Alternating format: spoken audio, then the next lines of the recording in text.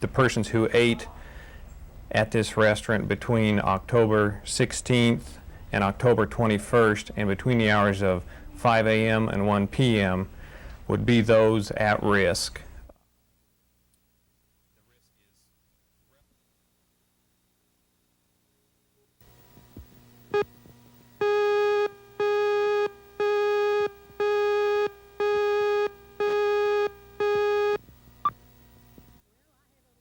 Well, I have over $200,000 in that bank, and I'm down here to get $100,000 of it.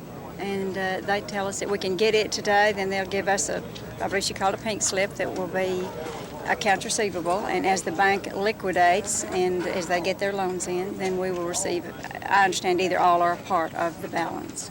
When Penn Square went under in July of 1982, Moselle Cox waited in line with 1,000 others, confident she would eventually recover most of her money. More than 2 years have passed, and Moselle is still waiting for answers. So far, she has seen only 35 cents on the dollar of her uninsured money. Today, she came to listen to FDIC Chairman William Isaac blame the management of Penn Square for her financial trouble. Isaac told the crowd of close to 200 uninsured depositors that FDIC executives are not the bad guys in this complicated liquidation. The people of the FDIC are not the source of your problems. Let me be blunt about who is. The Penn Square debacle was caused by a gross dereliction of duty on the part of the bank's management and board of directors.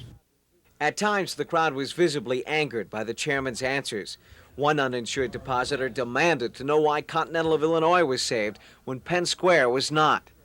Unlike Penn Square, Continental wasn't broke. Penn Square was about as broke as a bank gets. Isaac also made reference to the uninsured depositors at the First Continental Bank and Trust of El City. The chairman said federal law forced the FDIC to close that bank. His answer did not sit well with Senator David Boren. Cite me the section of law that said under First Continental of Del City, you were prohibited by law, mandatory provision, that said you could not have treated that the same as you've treated the other banks. What section of law? I want to know. Isaac couldn't answer that question, and Moselle Cox says her questions are still unanswered. For now, Moselle can only wait and hope that most of her money will be returned. Isaac's speech left her feeling cheated. Yes, I definitely feel like I've been snowed. Why? Mr. Isaac has beaten around the bush. He's answered questions with questions. He has said nothing. Kurt Autry, News 4.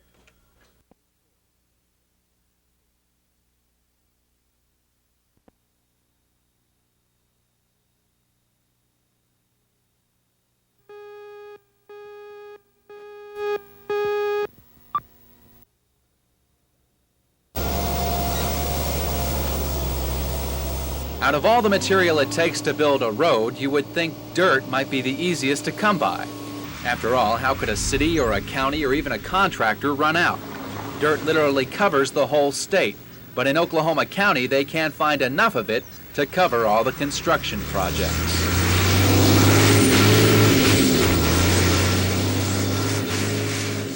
The county's grown so much so quickly that dirt is becoming scarce. It's also becoming an economic problem because as the dirt supply dwindles, the cost rises. And when you consider it takes 18 to 20,000 cubic yards just to complete part of this project, the value of dirt adds up quickly, a fact that's not lost on landowners. Well, the value of land going up, I think, made people more aware of how valuable this dirt has become. See, in the years past when land was cheaper, they didn't think so much about maybe losing that dirt, you know. But now that it is higher, they begin to say, well, gosh, that land's worth so many $1,000s an acre. That dirt ought to be worth so much, you know, a yard. Supervisors also add that you can't use just any kind of dirt for these projects. You need dirt that has the right consistency and texture. Naturally, the county will never run out altogether, but if the construction continues at the current rate, the county may have to look harder for a resource that's right underfoot. Bob Donaldson, News 4.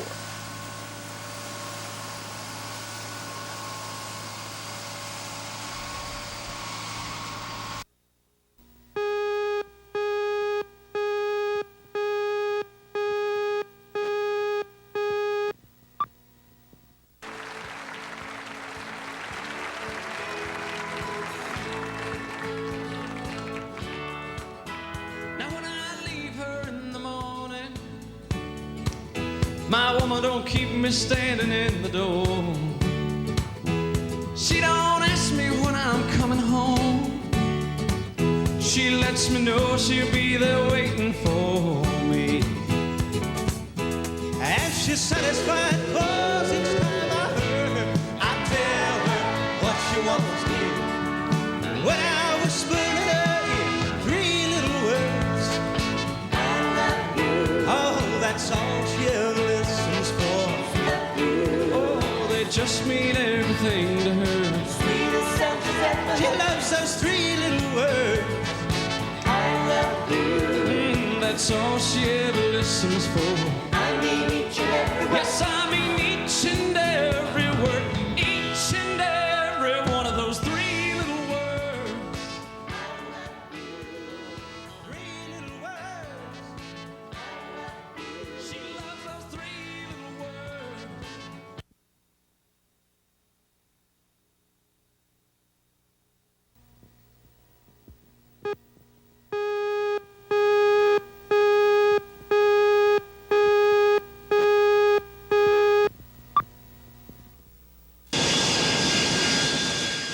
When Braniff Flight 149 made its way to the gate, it arrived to a dismantled station.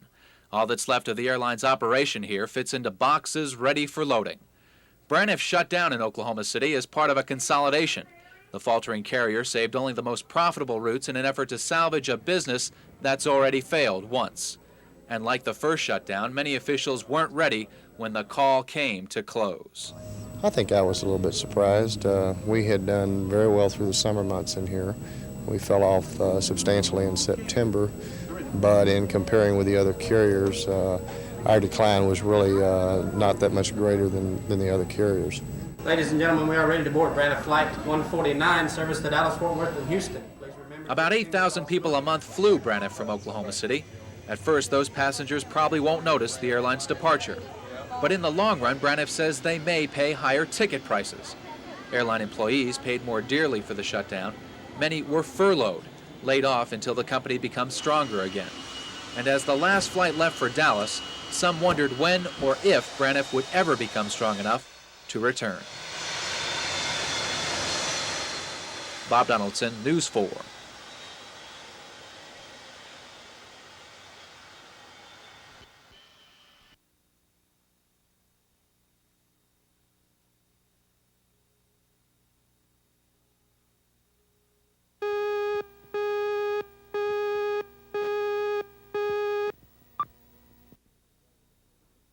We hope it's really crucial for the Reagan team. We hope when you go to the polls you'll vote for Ronald Reagan, Craig Dodd, and Helen Cole and Charles Key. They really need your vote tomorrow. The last-minute push by Republicans is designed to sweep GOP candidates into office by associating them with Ronald Reagan. Oklahoma has been considered to be in Reagan's corner all along, and both parties believe it is so strong for Reagan that neither presidential candidate made an appearance here. And it is the popularity of Reagan that Republicans are hoping will mean victories for their candidates running for other offices. I think that certainly the plurality will be high enough for Ronald Reagan that it could bring in some U.S. congressmen who are Republicans who would support Ronald Reagan as opposed to Tip O'Neill. All right, I'd like to give you one and sure would appreciate your consideration. Okay, thank you. And even some state legislative candidates are banking on Reagan's popularity trickling down to help them, too. Dale Patrick is a Republican running for House Seat 92 in South Oklahoma City. The district is more than 2/3 Democrat, but he's mentioning Ronald Reagan a lot in his campaign literature, and he thinks that association will help him at the polls tomorrow. I have certainly felt it. I have run across at least 25% of the Democrats who told me that they're voting straight Republican this year, almost regardless of who the candidate is. So you think Ronald Reagan's helping you? Definitely. State Republican leaders say they will be very disappointed if they don't pick up at least one new congressional seat and at least a handful of state House and Senate seats. And if they can pull it off, a lot of the credit will probably go to Ronald Reagan. Jeff Fowler, News 4 in South Oklahoma City.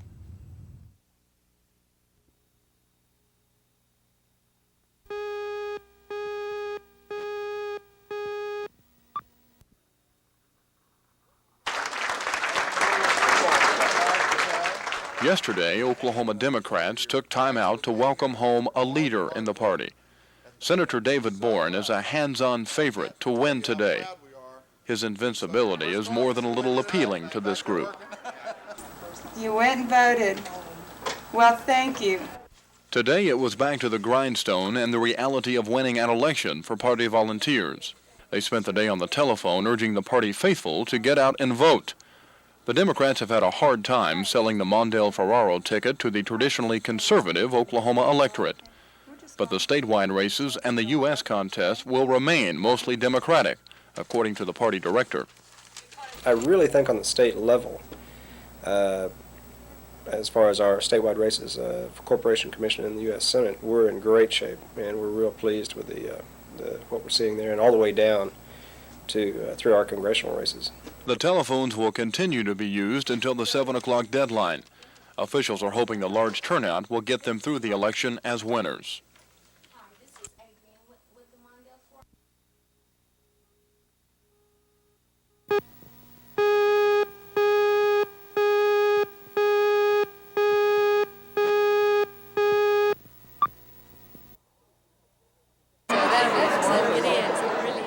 The party had all the glitter and pizzazz of a Hollywood premiere. Faces like Barbie Benton, Foster Brooks, and Phyllis Diller were all on hand to cheer in the Reagan victory. But the bottom line at the National Conservative Political Action Committee extravaganza was money. The bipartisan conservative group helps bankroll many conservative candidates. Politics aside, the headline entertainer, Bob Hope, was happy to be among friends in Oklahoma City. I love this state. I love the people of the state. I've been here for the Eyes Center just a few months ago, and, it's one of my favorite spots in the world. Oh, when my baby smiles at me, I go to Rio. Singers, dancers, and comedians filled the stage at the Skirvin. Oklahomans at the $1,000 a plate dinner got their money's worth as the show went on until the wee hours of the morning. One Oklahoman enjoying the show was Mickey Edwards. The 5-term Republican congressman won handily, and he admits his job is far from over. Obviously, the last 2 years, we were working on completing what Reagan set out for his, 4-year agenda, and we've got a lot more that's unfinished. And those of us who support Reagan's policies are going to be working with him. I just want to tell you that the actor made it again, huh? The show was great, Yes, but the real reason for the party was to raise money. And on that count, it appears the evening was a success. NICPAC officials hope to walk away from Oklahoma City with more than $500,000. At the Skirvin Hotel, Kurt Autry, News 4. Okay. Here am I, looking you right in the eye. I'm in the flesh, standing here so plump and fresh.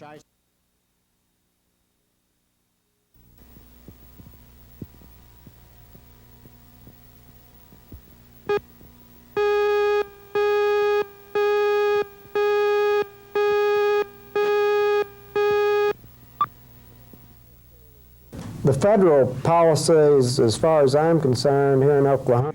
Or an adjustment type program? No, I said that we were conservative, and we will naturally have input from.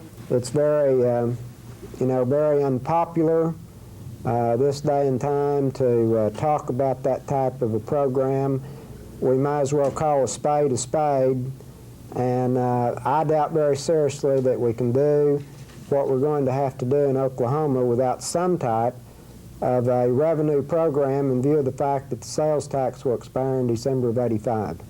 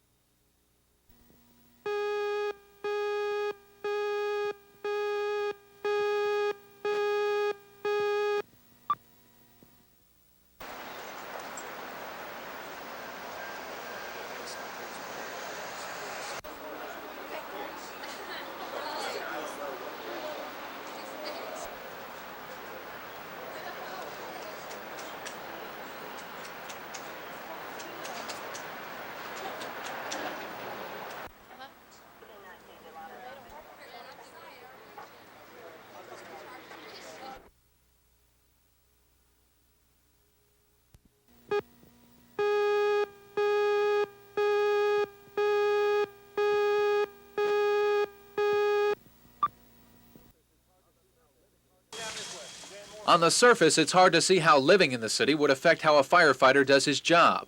But city employees have fought a policy that says they must live in Oklahoma City to work for Oklahoma City. Municipal management says it's a matter of principle. City workers owe more to the community, and they should show loyalty by living here and paying city taxes. But Attorney General Mike Turpin issued an opinion that calls any residency requirement illegal. It says no town has the right to tell a firefighter or policeman where to live. Still, the city hasn't repealed the policy. Now a debate rages on whether that opinion stands as law. The philosophy on the one side says that his opinions are just merely opinions, and as any other attorney. On the other side of the coin is the opinion that it is law. However, the employees claim there is no question what the opinion means.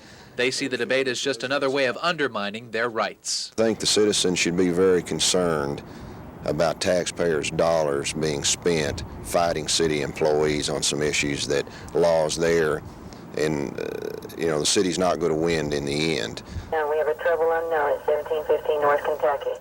A court may decide who wins this debate, but later this month the City Council will have another chance to end it when they discuss once more where their employees must live. Bob Donaldson, News 4.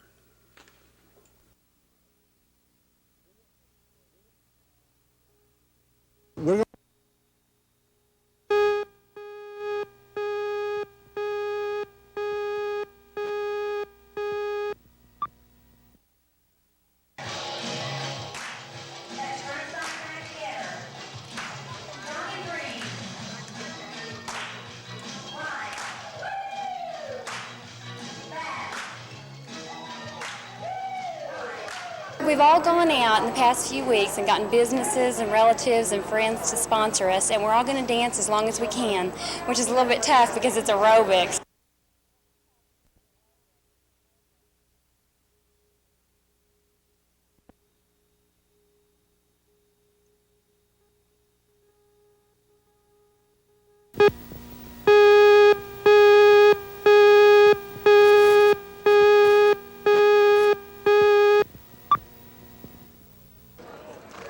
In days of old, the cutting horse was considered the aristocrat of horses on the ranch. It was used to separate particular cows from the herd. That tradition is carried over, and now it is even used as competition. The contestant will ride into the herd and select one animal. You can cue your horse in between the cinches, but you have to turn those reins loose, and you can't use the reins at all. Horses who compete for the title of world champion have earned the right by gathering points in any one of the 24 events held during the previous year. It's an invitation-only event, and a purse of more than $300,000 is at stake. 45 states were represented in competition here today. For a lot of these horses, this will be their final showing. So we have some repeat champions here, but most of the stallions and mares that win, they'll be retired to the breeding farms to try to produce more world champions. World Champion Finals will be held each evening at 7:30, Wednesday through Saturday. Tara Haskins, News 4.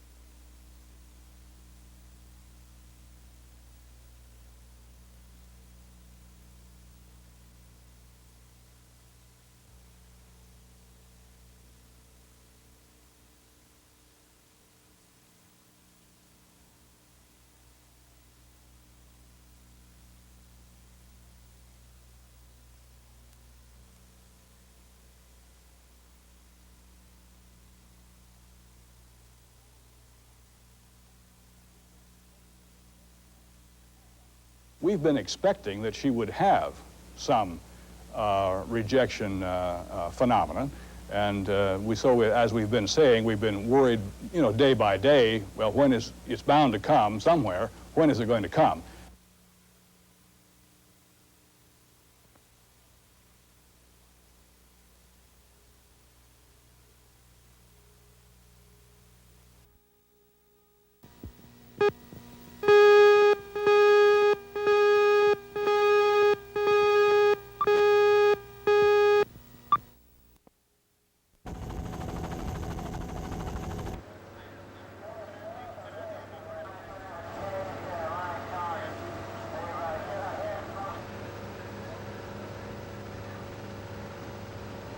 We think where the fire is located is over our heavy machinery area in our engine and assembly plant.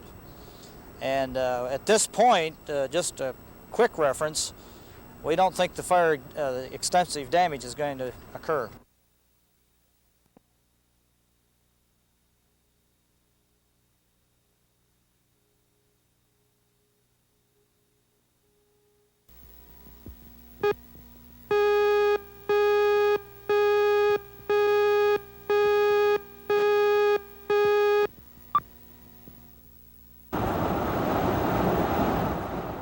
It was 10 years ago that Karen Silkwood was killed on her way to Oklahoma City. Her car ran off Highway 77. She was on her way to meet with a reporter. She was reportedly carrying documents that showed safety violations at this now closed Kerr-McGee plutonium processing plant near Crescent. The documents were never found. Silkwood was contaminated with plutonium at the plant. Her apartment was also found to have been contaminated with the deadly substance. What ensued was a round of court cases that went all the way to the U.S. Supreme Court and is still going on. Last year, her life came to the movies, with Meryl Streep portraying Karen Silkwood. With much less hoopla, a few people gathered today to mark the anniversary of her death at the hotel she was going to when she died.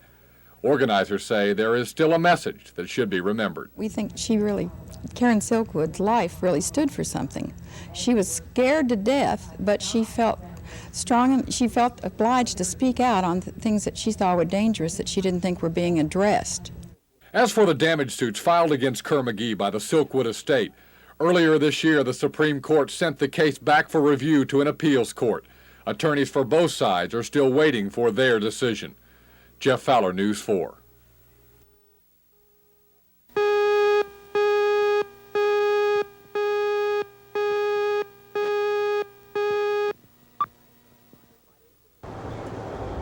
Last night, firefighters were convinced they would have to use liquid nitrogen, a solution commonly used to fight oil field fires, to douse the spreading flames on the roof of the Air Logistics Center. The blaze had consumed nearly 13 acres of the massive 52-acre roof. But the chemicals were never needed. 2 water-carrying helicopters and ground efforts proved effective. By 4 a.m., the 150 firemen had seen the fruits of their 36 hours of labor. The fire at the Tinker Air Logistics Center, the largest air maintenance facility in the country, was out. This morning it was business as usual at Tinker Field. Planes were coming and going. A single pumping truck dousing hot spots stood as the lone reminder of last night's inferno. More than 3,000 employees were back on the job today, inside offices at the logistics center that were not touched by the fire. Another 4,000 workers stayed home. A damage evaluation crew will inspect the building and decide how many employees will be needed tomorrow to begin the cleanup effort. Oklahoma Senator Don Nickles is concerned about the money needed to put things back in order. Today at the base, the senator pledged his help. It may well be that there will be some additional appropriations or some supplemental work that needs to come out of DOD or from Congress, and we'll do whatever's necessary. We want to get Tinker Air Force Base back to normal as soon as possible and lend whatever congressional support that we can to make that happen. The Tinker Air Logistics Center is one of only 5 Air Force maintenance facilities in the country. The Pentagon will watch the cleanup efforts here with strong interest. With this center down, the other Air Force logistics centers will be asked to pick up the slack.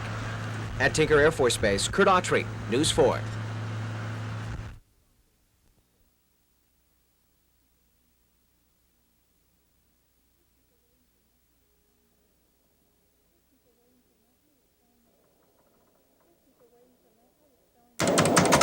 Thank you for waiting, sir. May I have the spelling of your last name, please? It could be a reservation center for any major motel chain, except that these workers won't be driving home after work. These reservation agents for Howard Johnson's motels are also inmates at Oklahoma City's Mabel Basset maximum security prison. They're booking motel reservations while serving time for crimes ranging from bogus checks to murder. The inmate agents field Howard Johnson's calls during rush hours, calls the company might otherwise miss. The work helps both the company and the convict. It's not like I'm here in the penitentiary. It's like I'm actually out on the streets doing a regular type job. And for a little bit, I'm not here. I'm out there doing a job that I'm being paid to do and not just doing something I have to do because I have to do it because they assigned me to it. This is something I wanted to do. The inmate workers get 2 days subtracted from their sentences for each day worked, and unlike other prisoner employees, they make the same wage as reservation agents on the outside. Perhaps most importantly, the job allows them to escape from prison, even if it's only in their minds. Scott Wallace, News 4 at the Mabel Basset Correctional Center.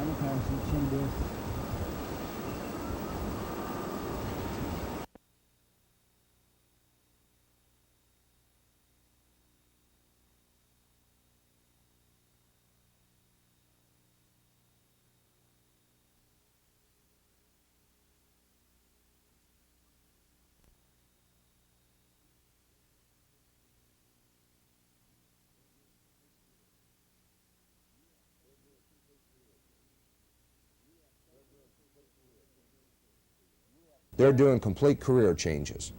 You have social workers that are going into the insurance field. They're no longer going to the oil industry. They're just doing complete career changes. They may be going out applying at General Motors where some bigger dollars are to be made. They are leaving in mass numbers.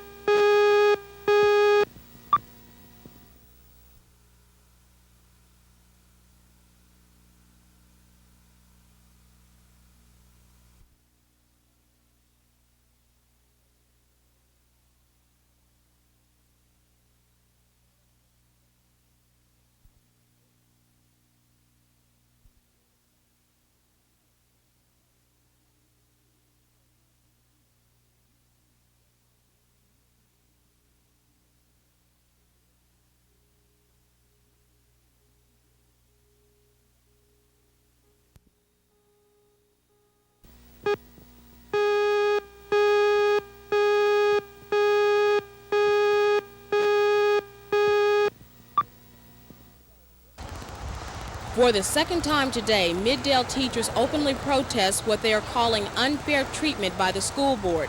Both the new and seasoned teacher in this picket line would like to reach a contract agreement with their administration.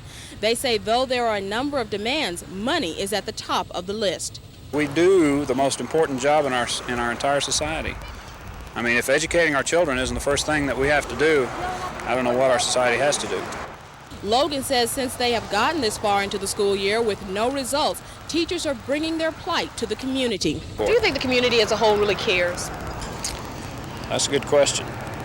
I'd like to think so, and I think a number of parents do. The community as a whole, sometimes I think you have to really light a fire under them to get them going, and that's what we're trying to do. We're hoping that they care and hoping that they can help us some. If not, we'll do it ourselves. Logan says teachers realize picketing is a drastic step, but they think it is a necessary one.